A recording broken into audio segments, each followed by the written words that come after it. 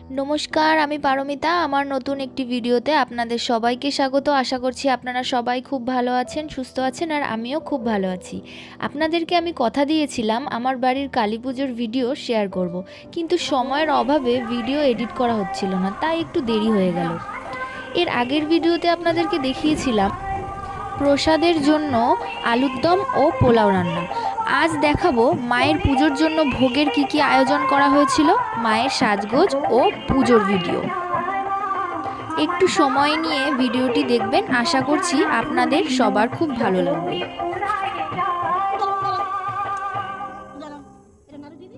প্রত্যেক বছর আমার মা উপোস করে মা কালীর এই ভোগের আয়োজন করে। এই বছর ভোগের থালায় ছিল গোবিন্দভোগ চালের খিচুড়ি, 5 রকম ভাজা, আর ছিল একটা বড় সাইজের মাছ ভাজা। হ্যাঁ, ঠিকই শুনেছেন, আমাদের বাড়ির কালী পুজোয় মাকে ভোগের মধ্যে মাছ ভাজাও দেওয়া হয়। এই গল্পে একটু পরে আসছি। এছাড়াও ছিল নারকেল নাড়ু, সুজি, লুচি, বোঁদে, বিভিন্ন রকমের ফল ফলাদি, পায়েস, লুচি, অনেক ধরনের মিষ্টি ইত্যাদি।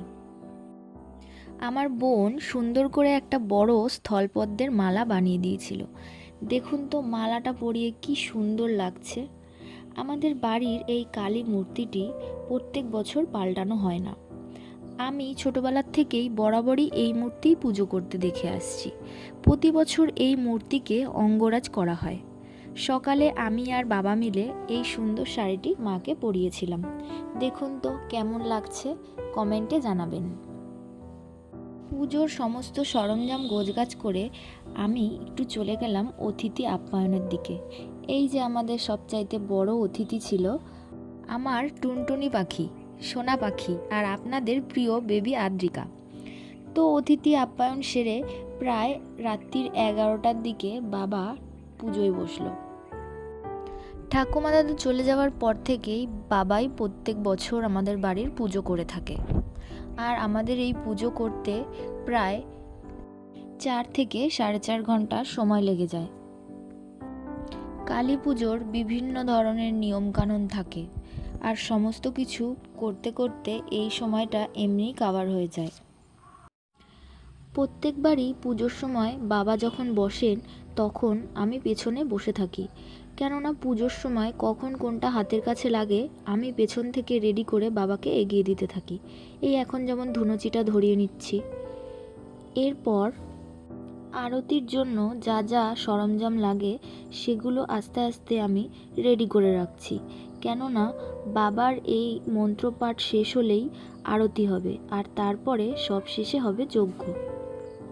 যজ্ঞের জন্য বেলপাতা, বেলকাঠ, আর যজ্ঞের যে যজ্ঞকুণ্ডটি আছে ওটাকেও সুন্দর করে রেডি করে নিতে হয়। এইবারে আসি আমাদের বাড়ির পুজোতে মাকে মাছের ভোগ দেওয়ার বিষয়টাতে। ম্যাক্সিমাম বাড়িতেই পুজোতে মাছ দেওয়া হয় শুনলেই নাক সিটকাবে, কিন্তু আমাদের বাড়িতে ঠাকুমা দাদু থাকাকালীন মাকে পাঁঠার মাংস রান্না করে ভোগ দেওয়া হতো। কিন্তু ঠাকুমা দাদু যাওয়ার পর পাঁঠার মাংসের ভোগ আর দেওয়া হয় না ঠিকই, কিন্তু প্রতি বছর এই বছরে একবার মাকে মাছ দেওয়া হয়।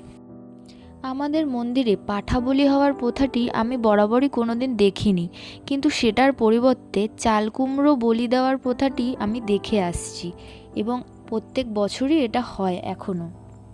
ছোটবেলা থেকে ঠাকুমার মুখে শুনেছি, ঠাকুমা বলতেন মা কালী বা মা জগৎমাতা, তিনি কোনোদিন কোনো সন্তানেরই রক্ত চায় না। এগুলো মানুষ নিজেদের স্বার্থসিদ্ধির জন্য করে থাকে। তাই আমাদের মন্দিরে কোনোদিনই বলিটা আমি দেখিনি। ফল বলি দেওয়া, চালকুমড়ো বলি দেওয়া এগুলো আমি দেখেছি। দেখতেই পাচ্ছেন মায়ের আরতি শুরু হয়ে গিয়েছে, আর এরপরেই হবে যজ্ঞ। এত বড় পুজোর ভিডিওটি কয়েক মিনিটের মধ্যে সম্পূর্ণ দেখানো এইভাবে সম্ভব না, তাও চেষ্টা করেছি যতটা আপনাদেরকে সুন্দর করে গুছিয়ে দেখানোর। আমার এই ভিডিওটি ভালো লাগলে একটা লাইক ও শেয়ার করে দেবেন, আর ফলো সাবস্ক্রাইব করতে ভুলবেন না কিন্তু। তাহলে আর কি, যজ্ঞ প্রায় শেষের দিকে, আজকের মতো আমার ভিডিওটি এইটুকুই। দেখা হবে নতুন একটি ভিডিওতে নতুন এক সুন্দর গল্প নিয়ে। ততক্ষণের জন্য সবাই ভালো থাকবেন, সুস্থ থাকবেন। আজকের মতো টাটা।